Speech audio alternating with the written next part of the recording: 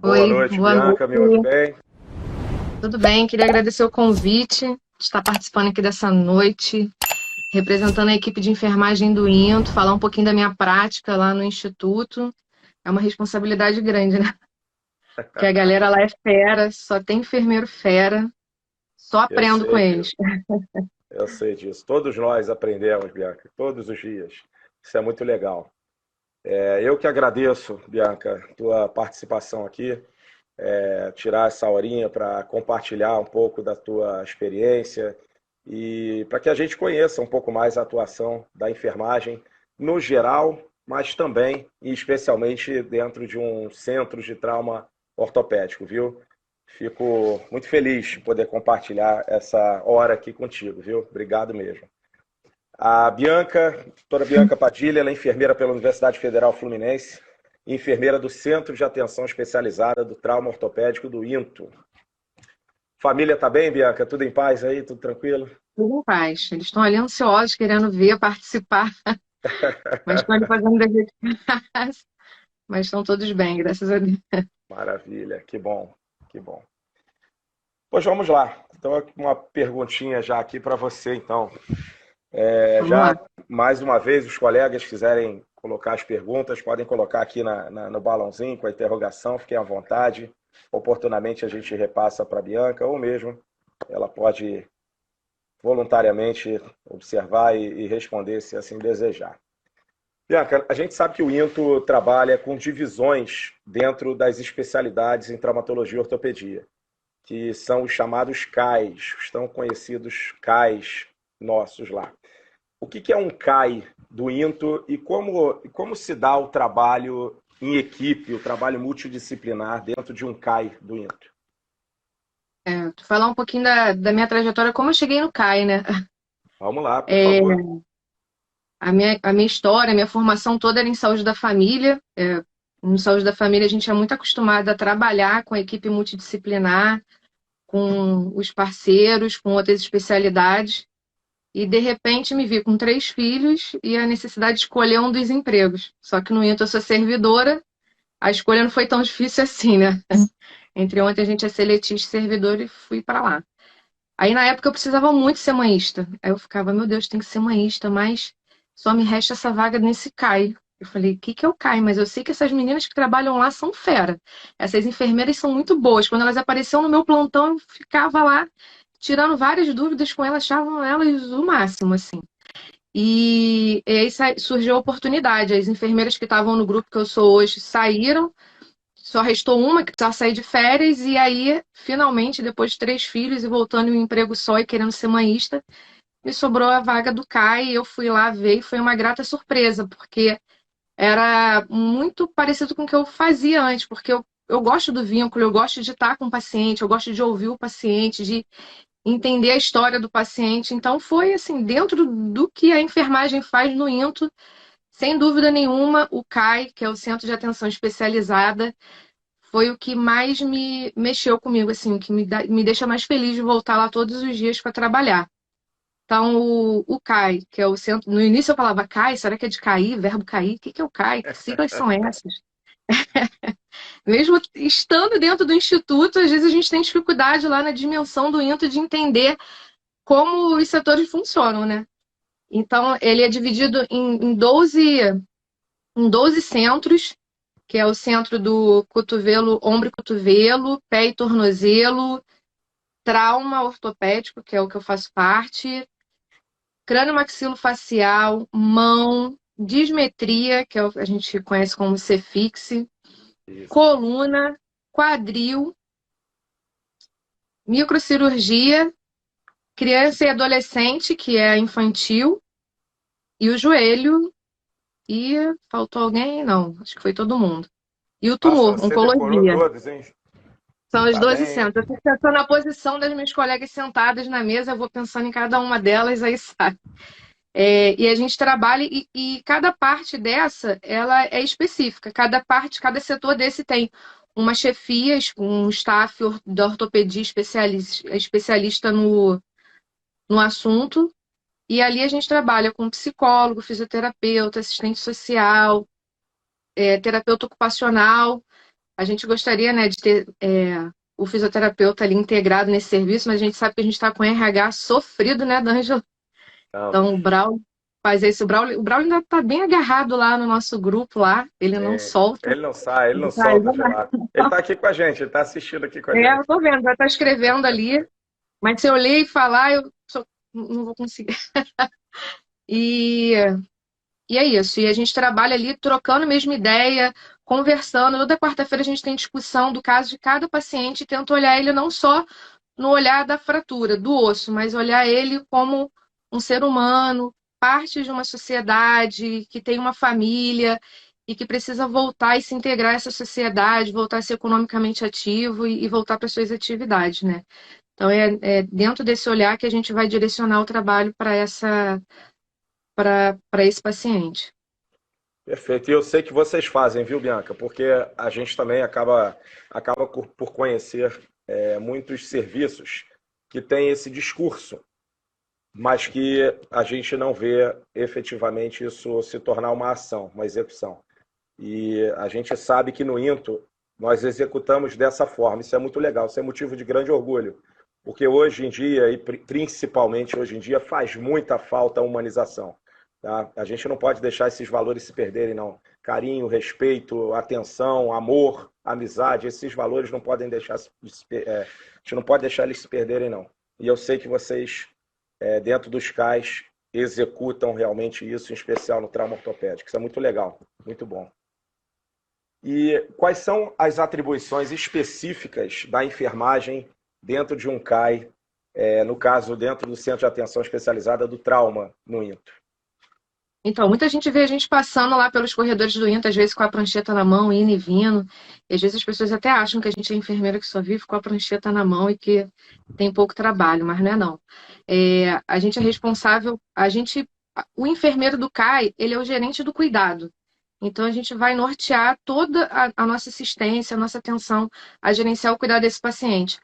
Ele entra na fila através de uma consulta com o ortopedista, mas ele começa a ser preparado nessa fila através do trabalho que a gente faz, que a gente desenvolve.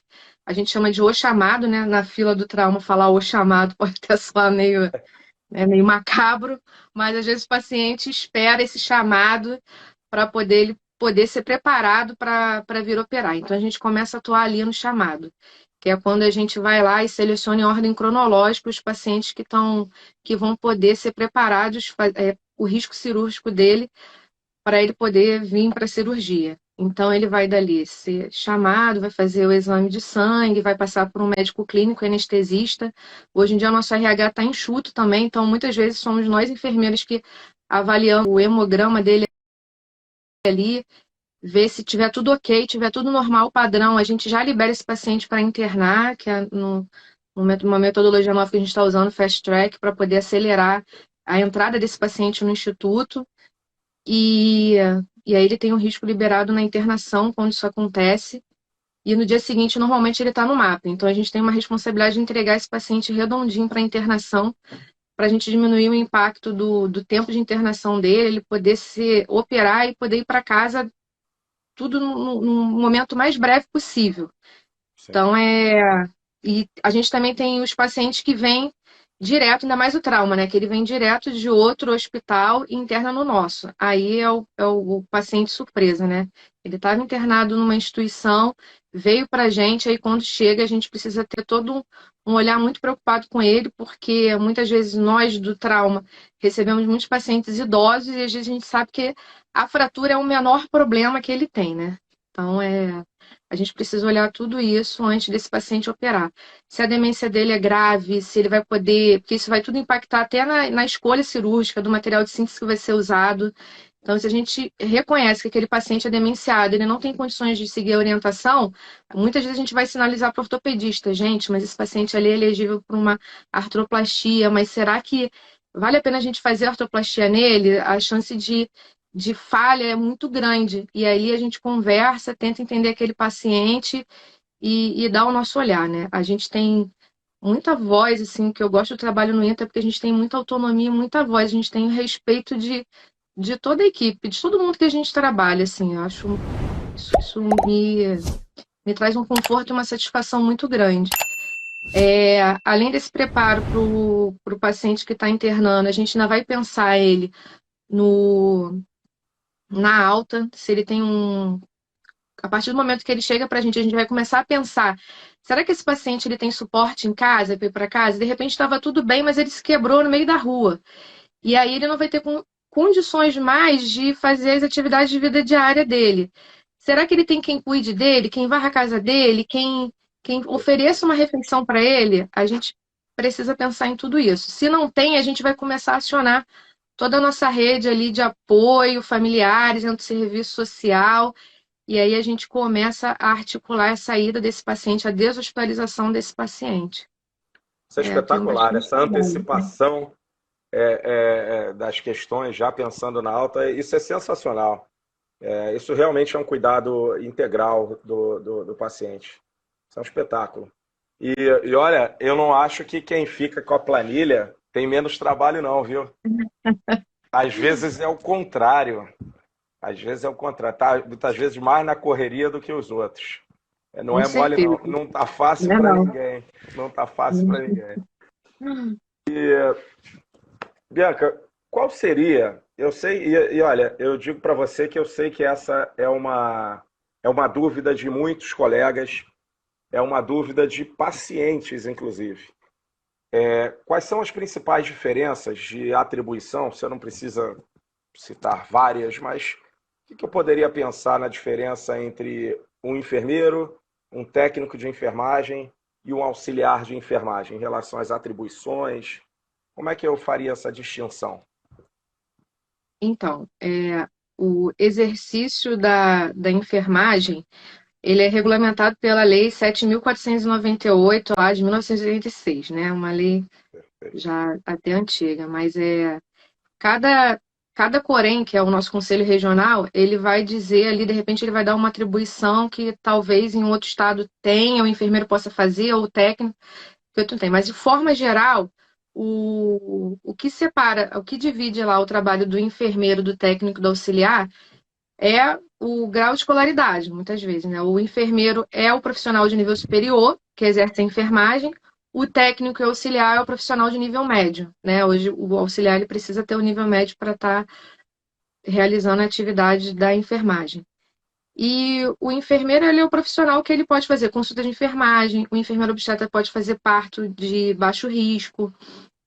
A gente está envolvido na direção de enfermagem, então só quem pode ocupar os cargos de direção, consultoria, é o profissional de nível superior. Muitas vezes, quando vai montar uma instituição, quem vai ali dizer como que a enfermagem precisa que as coisas estejam disponibilizadas e vai ajudar na instalação do serviço de saúde é o profissional enfermeiro do nível superior. O profissional de nível técnico, ele vai auxiliar as atividades do enfermeiro.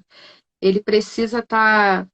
A atenção dele precisa da figura do enfermeiro, do líder, mas ele tem autonomia para realizar as atividades. Então, é um profissional que, baseado na prescrição do enfermeiro, e até na prescrição médica, ele vai fazer, vai administrar a medicação, vai fazer o cuidado pessoal desse paciente, o banho no leito, as trocas, ele vai sinalizar muitas vezes para o enfermeiro uma dificuldade que o paciente esteja tendo, tipo, o paciente ele está com a respiração rápida, ele está.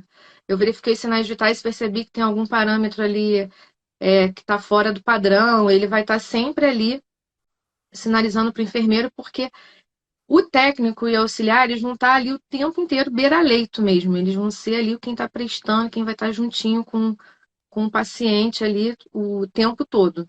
Então, normalmente numa equipe, quando a gente pensa em assistência hospitalar, igual no INTO, a gente vai ter numa equipe de plantão um enfermeiro e 5 técnicos. Então, o enfermeiro ele vai estar ali acabando com uma quantidade maior de paciente, liderando essa equipe, mas a execução, muitas vezes, ali de algumas atividades, ela vai ser feita pelo técnico auxiliar. Algumas atividades, algumas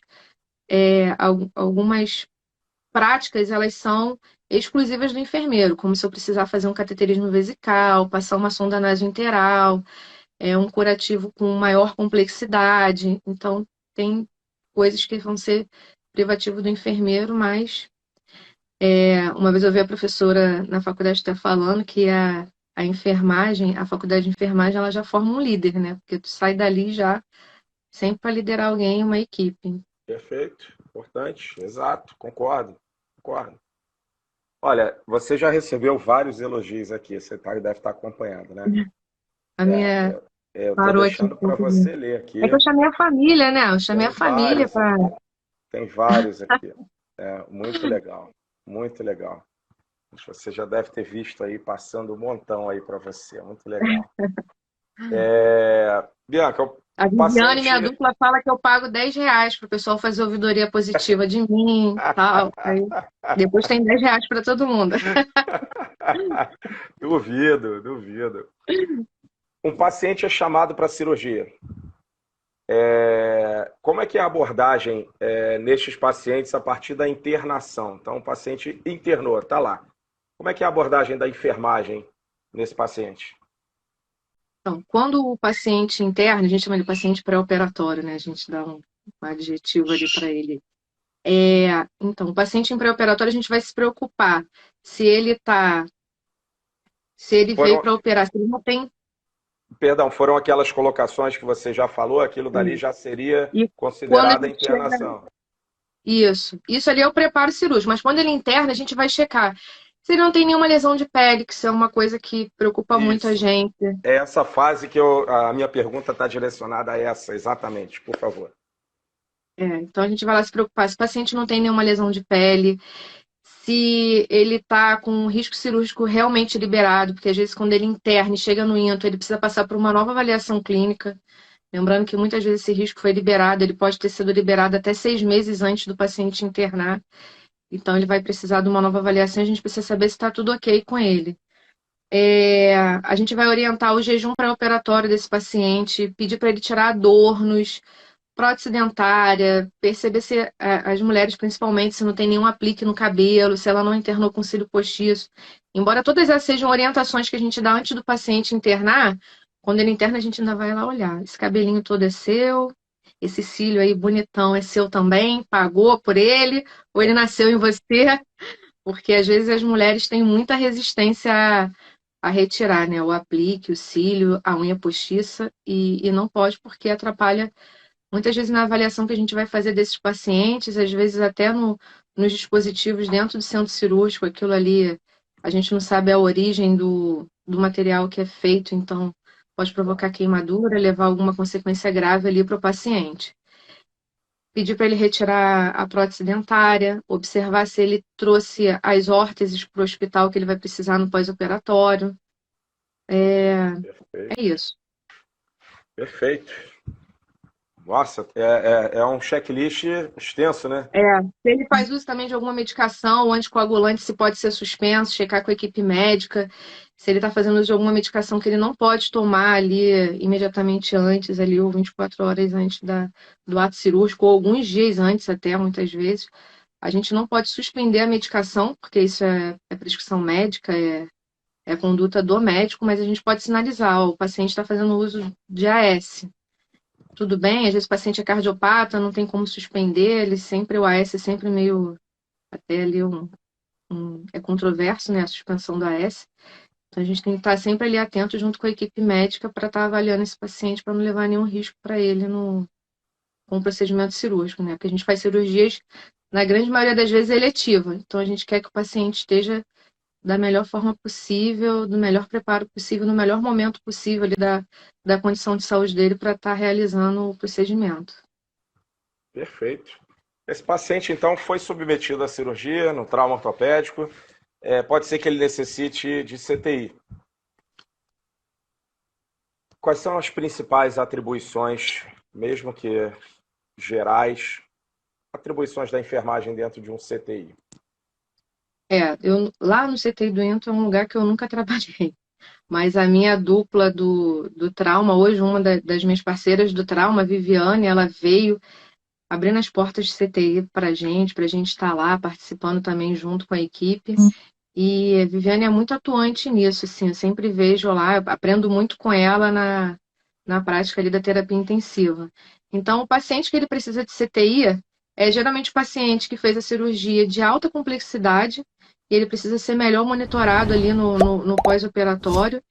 Então, o objetivo do CTI para esse paciente, a gente acompanha ele mais pertinho. Então, ele vai estar ali monitorado, a gente vai ver se os sinais vitais dele estão todos estáveis, se ele está passando bem, se a gente precisa fazer alguma intervenção e que essa intervenção seja o mais breve possível, porque a gente tem mais equipe para um número menor de paciente, então a gente consegue prestar uma atenção melhor do que um paciente que fica muitas vezes dentro do quarto e a gente não está conseguindo visualizar ele ali a todo tempo. O paciente que ele no básico é isso, o paciente que ele precisa de um manejo mais intensivo mesmo, essa é a palavra, de mais pertinho, da gente estar acompanhando melhor ali os sinais vitais dele, a estabilidade dele no pós-operatório.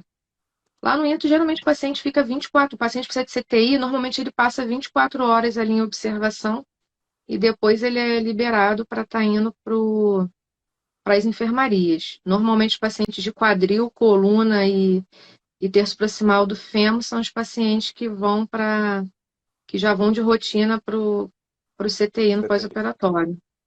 Perfeito, perfeito.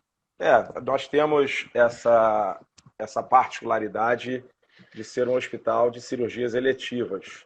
Então, realmente, usualmente, o tempo de permanência dentro de um CTI ele é menor.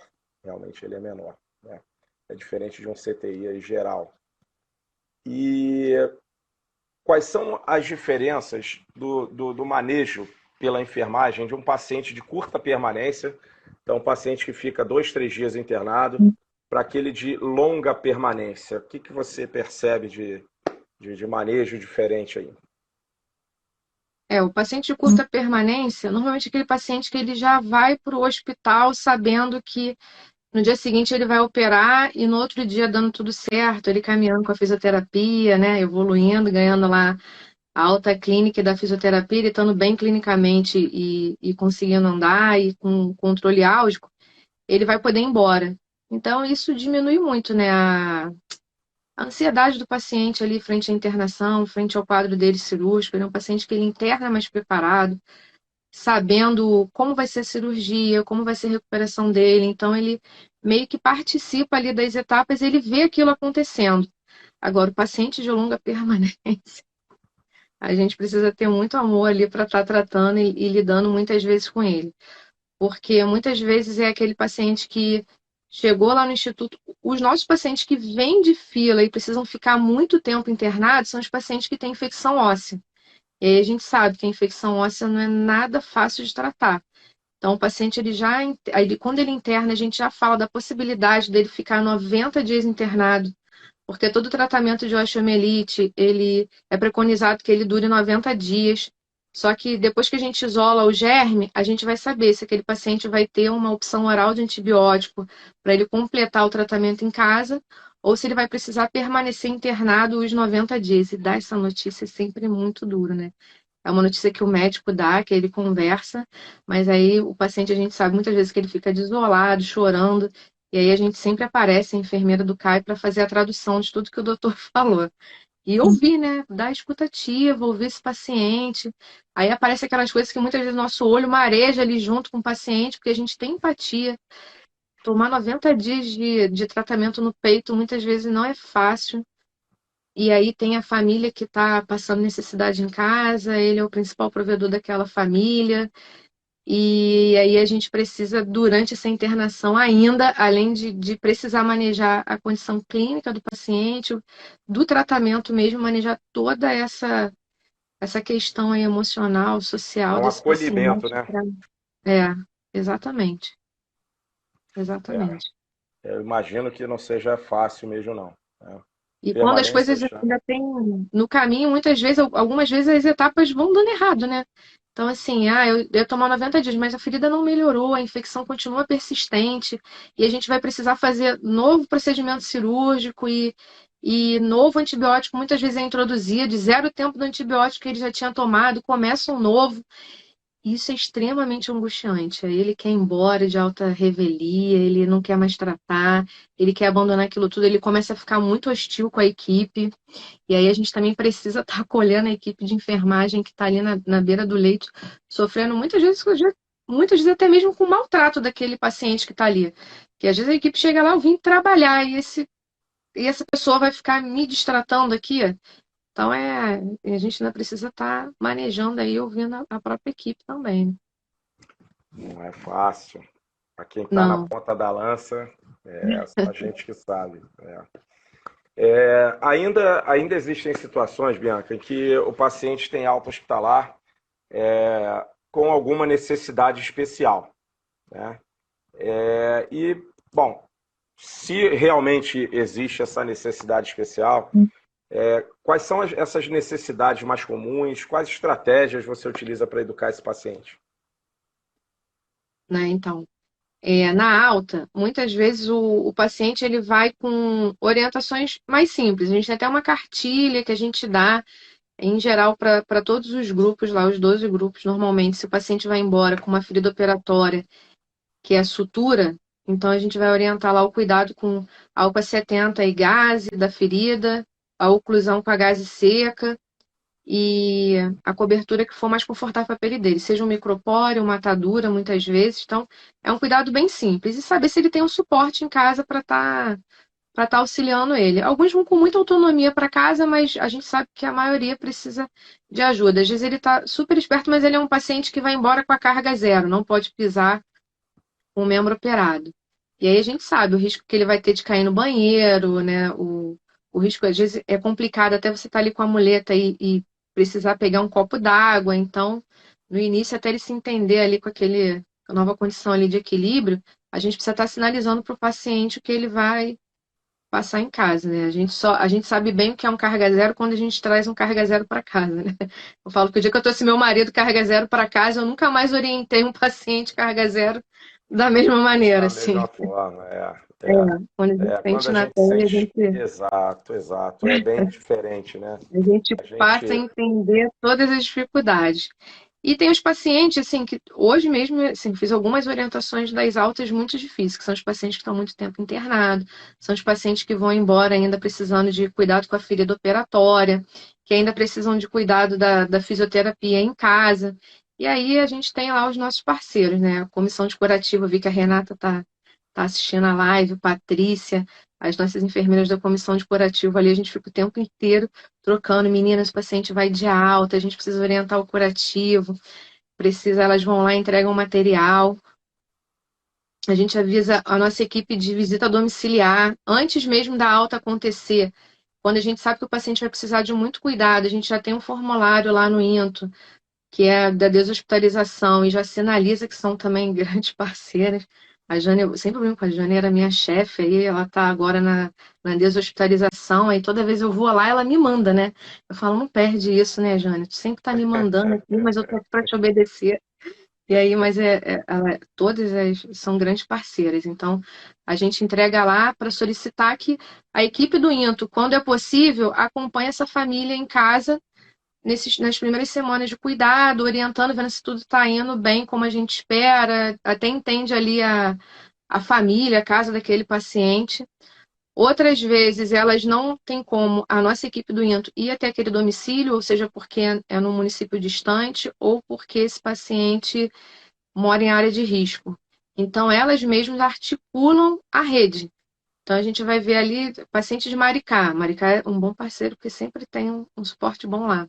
Elas já sabem ali onde elas conseguem acessar a fisioterapia, a equipe que vai em casa de saúde da família para poder ajudar nas necessidades daquele paciente. Então a gente consegue manejar isso. Aí essa alta é até a gente consegue dar essa alta um pouco mais tranquilo, né? Mas quando a gente não tem uma equipe de suporte, a gente precisa marcar o retorno desse paciente um pouquinho, com um intervalo um pouquinho mais curto, para a gente estar vendo se está tudo acontecendo dentro da maneira que a gente espera que aconteça.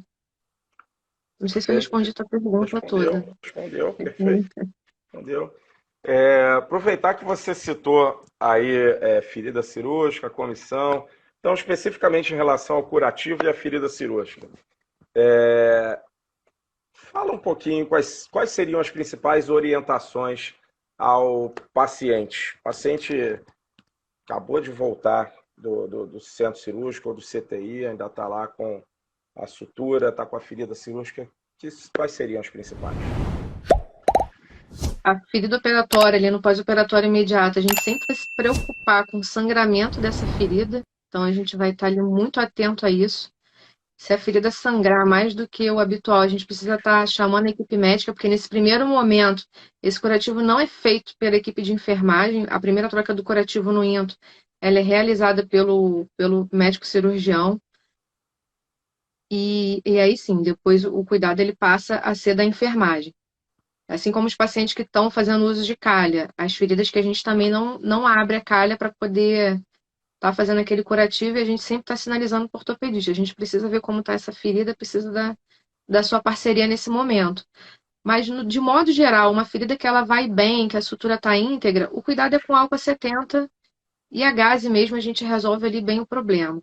Agora, quando aquela ferida começa a evoluir mal, que a gente percebe sinais de complicação, a pele fica avermelhada, a gente vê edema, calor local, saída de pus e os pontos começam a se abrir, aí a gente precisa ver e entender se aquele paciente ele precisa de um novo procedimento cirúrgico, se ele vai precisar passar por uma nova lavagem no centro cirúrgico da ferida, porque a infecção já se instalou ali, ou se a gente consegue manejar com um curativo na enfermaria.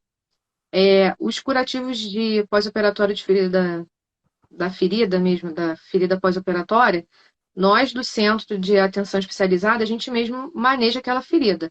Mas toda vez que ela foge ali do nosso padrão de cuidado, a gente tem a comissão de curativo que a gente está ali sinalizando para elas estarem manejando junto com a gente. Esses dias mesmo a gente estava com um paciente que fez uma decência, mas ele fez uma decência ulcerada, assim, a lesão dele virou uma úlcera, uma coisa que o tempo todo que eu tô lá no grupo eu nunca tinha visto. E aí foi uma coisa até que preocupou bastante a gente e realmente complicou bastante a vida do paciente também. Então a gente vai traçar uma conduta de acordo com o aspecto mesmo que aquela ferida tá, se ela é uma ferida limpa, se ela é uma ferida contaminada. A gente tem algumas coberturas que todas elas passam pelo crivo da nossa comissão, que faz a testagem ali de novos materiais, novos dispositivos para estar melhorando a ferida dos nossos pacientes. E, e com isso a gente melhora. A gente sabe que uma ferida bem tratada, a gente consegue diminuir o tempo de internação daquele paciente. A gente sabe que ele vai evoluir bem e ele vai embora da maneira mais breve, da forma mais breve possível. Uma ferida mal manejada vai recorrer em maior tempo de internação. Então, a gente tem lá coberturas que são muito caras, muito eficientes, mas muito caras. Mas se eu tenho uma ferida que está ali formando biofilme, que forma uma camadinha ali, vamos dizer assim, de bactéria ali nela, ela fica mais esbranquiçada. Se a gente muitas vezes não remove aquele biofilme com os produtos que a gente tem, antes de botar uma dessas coberturas que são caras para tratar aquele leito daquela ferida, a gente não vai ter muito sucesso naquele tratamento. É como se a gente estivesse colocando uma cobertura que é muito cara, tipo, pegando um lençol caríssimo e cobrindo aquele filho que acabou de rolar na lama. Não tem cabimento, assim, não tem por que a gente está fazendo isso. E até no manejo desses materiais da comissão, a gente tem muita preocupação em fazer o bom uso dele, porque é dinheiro público, ele é dinheiro nosso, é dinheiro do investimento de todos. São coberturas extremamente eficientes e eficazes naquele tratamento, mas a gente sabe que se a gente não fizer da forma adequada, é dinheiro que está sendo jogado fora. Então, a comissão ela é insistente ali, ela está sempre capacitando a equipe, falando, não é fácil, às vezes, a gente olhar ali e entender bem aquela lesão, mas elas fazem um trabalho constante ali de educação da equipe de enfermagem, justamente porque a gente sabe que ferida é a nossa realidade e a gente quer devolver esse paciente para a sociedade o mais breve possível, né? Perfeito. E uma dúvida: o paciente pode molhar essa ferida? Ele pode entrar no banho e tirar o curativo e deixar a água cair nessa ferida? Ou há alguma restrição para que ele não molhe, coloque alguma proteção? Como é que é? Então, a gente pede para não molhar a ferida nesse primeiro momento. Então, o paciente, durante a internação, ele está sempre protegendo a ferida antes do banho. E a gente pede para ele continuar fazendo isso em casa, para não molhar e fazer o curativo conforme a nossa orientação. Até porque a gente não sabe, muitas vezes, a qualidade da água que está sendo usada ali, né? O manejo do que. Mas isso, às vezes a gente esbarra ali em dificuldade com o staff, né? Porque vão ter algumas correntes que vão dizer, não, pega a ferida e lava com água e sabão. Mas lá no INTO, o nosso protocolo lá pede para a gente manter a ferida limpa e seca o tempo inteiro e não molhar com a água do banho para a gente evitar ali a contaminação daquela lesão, né? Perfeito. Eu sei que tem outras correntes aí que vão defender algo um pouco distinto É. do que a gente executa. Perfeito. E eu sei que você já tocou no que eu vou falar, que eu vou perguntar aqui, mas eu considero algo importante para todos os profissionais, inclusive para o próprio paciente, é ainda em relação à ferida cirúrgica. Quais seriam os sinais de alerta, Bianca, de que algo pode estar errado? O que a gente tem que ter atenção? Então, toda vez que o paciente ele vai de alta, ou até mesmo durante a internação dele, a gente precisa observar os sinais de infecção da ferida, que é calor, rubor e edema, e muitas vezes a dor, né? E aí a gente vai observar também se vai ter saída de secreção e como é essa secreção que está saindo dessa ferida. Então, se a ferida ficar lá edemaciada, quente, muito avermelhada em volta ali, e logo em seguida a gente vai ter ali, às vezes, a saída de pus, o paciente ele precisa se atentar e ele precisa retornar ao into. Ah, eu estava andando, estava tudo bem, e de repente eu perdi a força no membro operado. Eu não estou mais conseguindo pisar, no chão. A gente pede que ele retorne também ao instituto. A ferida está sangrando sem parar. Eu já troquei 5 curativos hoje e minha ferida não para de sangrar. A gente pede também que ele retorne ao instituto para a gente estar reavaliando. A gente espera ali que depois de 4 dias aquela ferida não saia mais nada, que ela não tenha mais secreção nenhuma. Se tratando de uma ferida limpa, que o paciente está indo embora com uma ferida limpa de pós-operatório. Passados esses 4 dias, a gente já começa, né, liga ali o sinalzinho de alerta. Às vezes a cirurgia é muito grande, muito intensa, muito cruenta ali, o paciente sangra um pouco mais mesmo, dependendo da cirurgia que ele foi realizar. Mas é um paciente que ele continua saindo uma secreção depois de um tempo do pós-operatório, isso pode falar a favor de infecção, né? Perfeito, perfeito. E vocês executam uma infinidade de ações ali todo dia. Como é que a enfermagem faz para se organizar em relação à aplicação correta das medicações e todas as outras dezenas de condutas que são prescritas? Me conta como é essa gestão, como é essa organização, qual é o segredo, porque é de se admirar realmente, é de se tirar o chapéu, pode ter certeza. Eu queria É saber o verdade. segredo. Conta para mim. E o INTO tem papel à beça, né? Até porque a gente é um hospital acreditado e, né, já fomos, né, acreditado. E agora a gente ganhou o selo de qualidade aí do COFEN, que é o Conselho Federal de Enfermagem. Isso, Poucas unidades têm esse título, têm esse selo. Dentro do SUS, então, se a verdade. gente não é o único, somos um dos poucos aí. É para se Isso traz, orgulhar, muito. traz muito orgulho para a gente, mas a gente sabe que a gente precisa trabalhar baseado em protocolos, em papéis. Então, a gente tem bastante papel. A gente tem a prescrição médica, a prescrição de enfermagem. A prescrição médica ela é revisada pelo enfermeiro, que entrega ao técnico para realizar a prescrição. Tem a prescrição do enfermeiro, que o técnico também vai executar a equipe de enfermagem inteira, tanto o enfermeiro quanto a equipe técnica. E na medicação, preconizado, antigamente era 5 certos, agora são 9, que é a medicação certa, no paciente certo, a dose certa, na via certa, no horário certo, o registro certo, a ação certa e a forma farmacêutica certa. E o monitoramento certo. Então, agora são 9 certos. Antigamente a gente tinha 5, agora são 9. A gente tem algumas medicações que são de alta vigilância. Então, se a gente vai administrar uma insulina no paciente, a gente precisa. Eu fui lá, aspirei a medicação na quantidade que está na prescrição, e a gente ainda tem a dupla checagem. A gente chama lá, colega, vem aqui, olha comigo, olha a prescrição, olha aqui, me vê administrando no paciente certo, horário certo, marquei a prescrição. Então, tem as medicações de alta vigilância, a gente, além de seguir os 9 certos, lá no INTA a gente ainda tem a dupla checagem. A gente chama alguém para estar confirmando aquela prescrição ali junto com a gente. Perfeito. Haja certo aí, haja verificação. Haja certo. Aí E legal. eles são muito organizados, né? Cada um se organiza ali de uma maneira, mas eles já chegam no plantão tirando todas as medicações ali dos pacientes. As medicações vêm etiquetadas. Lá no INTA a gente também tem a distribuição individual da medicação, então as medicações vêm com o nome do paciente. É checar, colocar ali na bandejinha e eles vão organizando tudo nos horários que precisam ser administrados. A equipe é muito boa.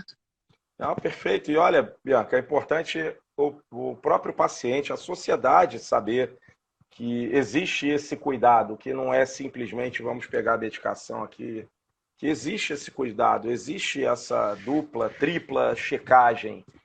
É importante que as pessoas saibam, de forma que elas fiquem mais seguras, inclusive. E até mesmo o paciente ser autor do tratamento dele ali, né? Ele ser participante no tratamento dele.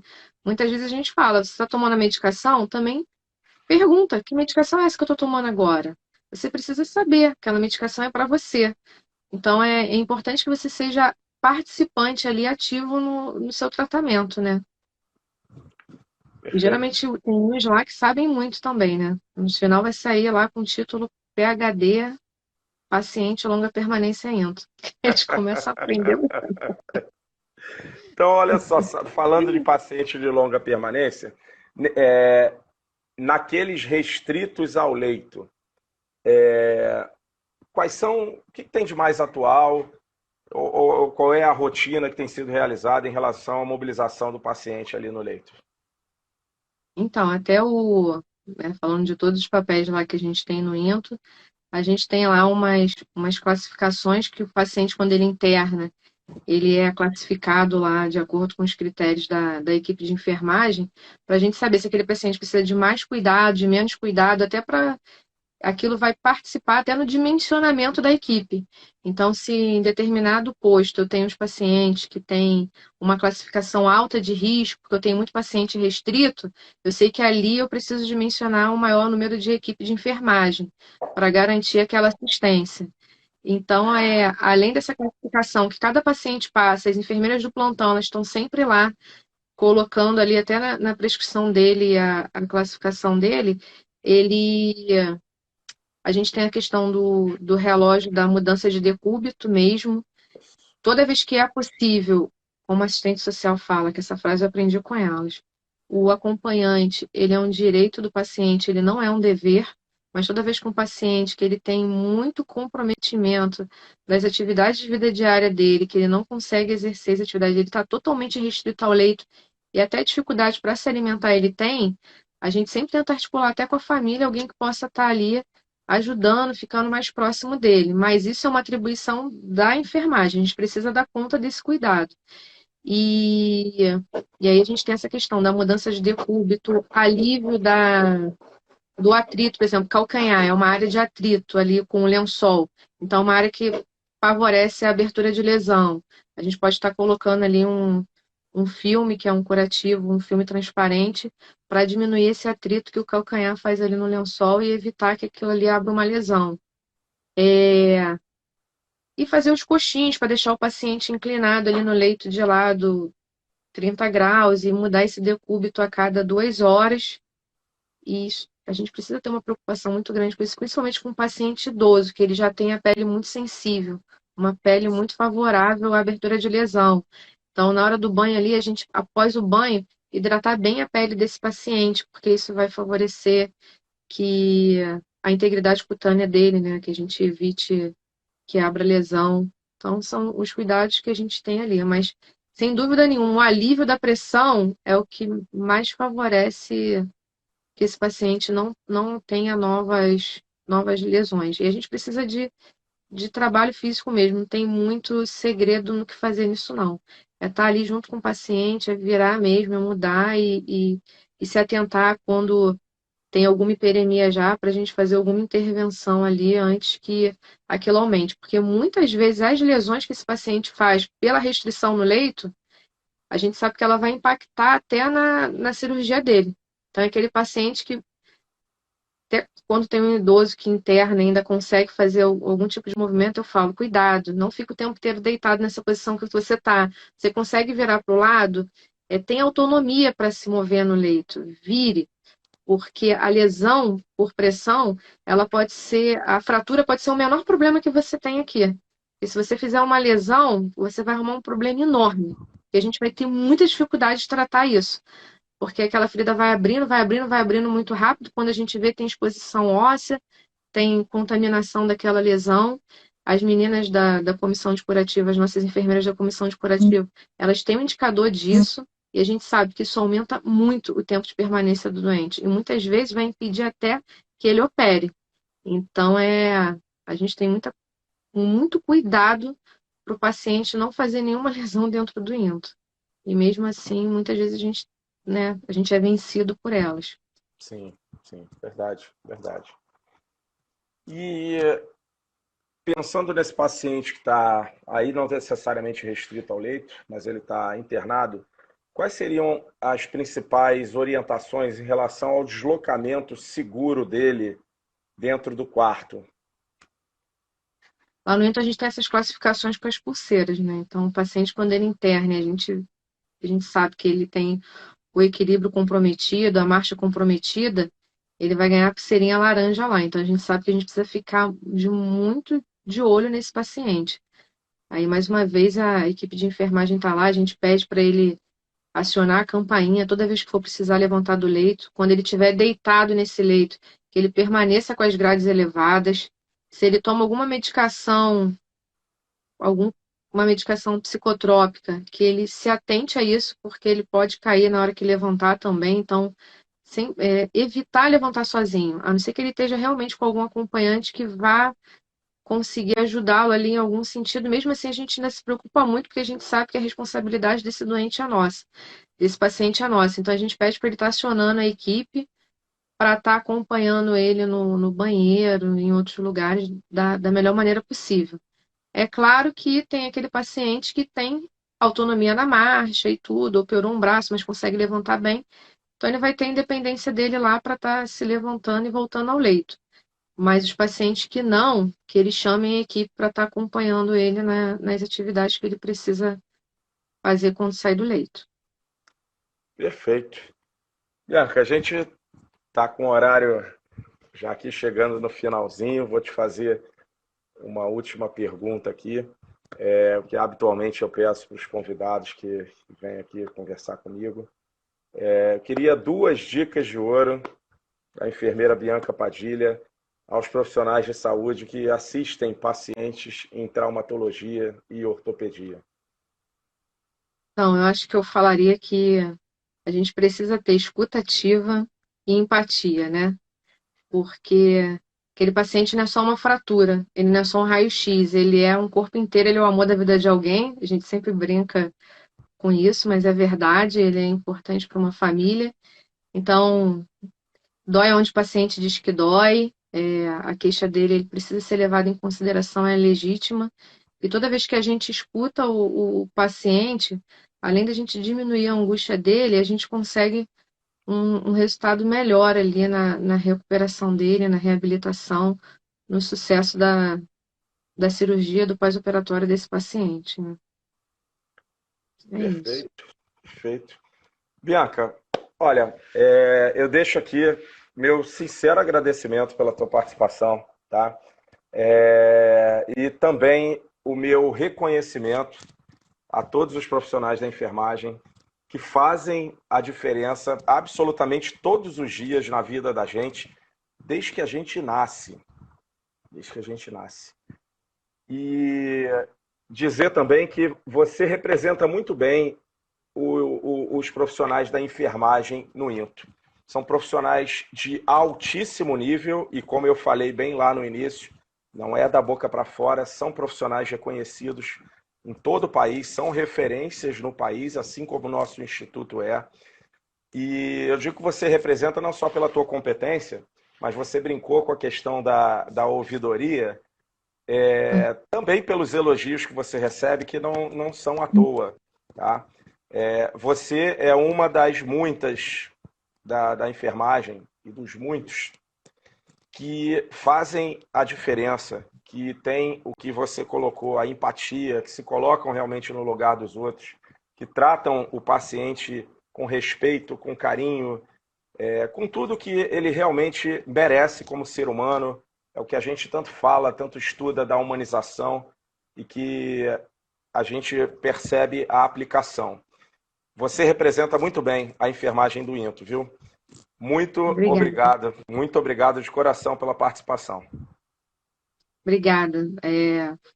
Peso, né, vim aqui falar, representando a equipe de enfermagem, são muitos setores, assim, o corpo de enfermagem do INTO é brilhante, a verdade é essa, assim, tenho muito orgulho. Eu falei que no início da live que eu vim da atenção básica ali, que era a minha paixão, saúde da família, mas foi muito confortável trabalhar no INTO, porque eu gosto muito dos profissionais que estão ali, das pessoas que estão ali, da maneira que a gente consegue tratar o paciente ali, da valorização do nosso cliente, né? E sou muito orgulhosa de estar ali, de fazer parte desse time aí de estrelas. Eu sou só uma gotinha ali no meio daquele oceano, mas é maravilhoso estar do lado de gente que se importa com o que faz e reconhece o que faz e não tem nenhuma frustração do que faz, porque sabe que faz com excelência. Então Exato, exato. é um Muito time bem muito top. colocado. Ninguém faz nada sozinho, né? Esse time é maravilhoso. Perfeito, concordo com cada palavra. Obrigado a todos pela participação aqui. Você continua recebendo muitos elogios aqui. Obrigado pelas palavras de todos, pelo carinho, pelas questões aqui levantadas. Bianca, saúde e paz. Fica com Deus. Muito obrigado mais uma vez. A gente se vê lá no INTO, tá? Obrigada, D'Angelo. Tchau, tchau. Boa noite, Tchau, tchau. pessoal.